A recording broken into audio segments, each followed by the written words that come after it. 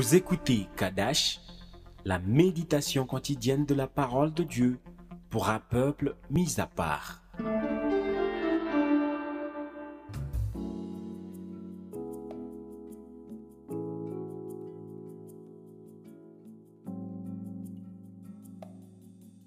Gloire à Jésus, tu es vivant. Aujourd'hui, je prie pour l'onction du Saint-Esprit sur toi et que ta foi soit affermie. Au nom de Jésus-Christ. Amen. Nous lisons Hébreux chapitre 5 verset 7. C'est lui qui, dans les jours de sa chair, ayant présenté avec de grands cris et avec larmes de prière et des supplications à celui qui pouvait le sauver de la mort et ayant été exaucé à cause de sa piété. Amen. Bien-aimés en Christ, la première condition donnée par les Écritures pour nous approcher de Dieu dans la prière et d'une manière qui générera des réponses, c'est l'attitude de piété. Ce verset lu nous révèle que Dieu le Père a toujours exaucé les prières de son Fils Jésus à cause de sa piété. La piété, c'est une soumission respectueuse. Et dans ce verset, l'auteur aux Hébreux se réfère au temps où Jésus priait dans le jardin de Gethsémane. Lisons Matthieu 26, les versets 39 et 42. Puis ayant fait quelques pas en avant, il se jeta sur sa face et pria ainsi. « Mon Père, s'il est possible que cette coupe s'éloigne de moi, toutefois,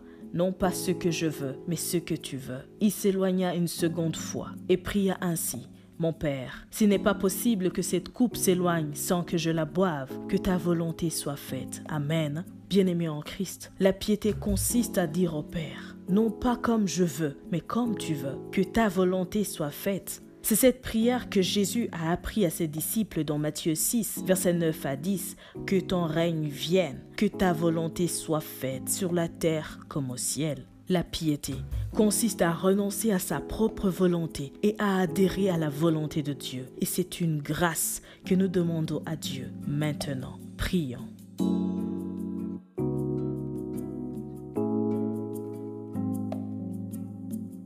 Éternel Dieu, ta parole me dit dans Hébreux 5, verset 7 et dans Matthieu 6, 39 et 42 que la piété est la première étape qui me permet de m'approcher de toi et de voir ma prière exaucée. Seigneur, cette attitude m'invite à renoncer à ma volonté pour accepter la tienne. Souvent mes pensées et mes désirs diffèrent des tiens. Et aussi, j'ai souvent tendance de croire que mes choix sont les plus sûrs que les tiens. Je me trompe. Je te prie de me pardonner. Aujourd'hui, accorde-moi cette grâce de lâcher et de croire toujours en toi, car ta volonté est toujours meilleure.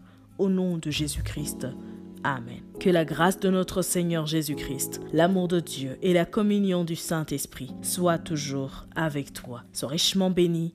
Shalom.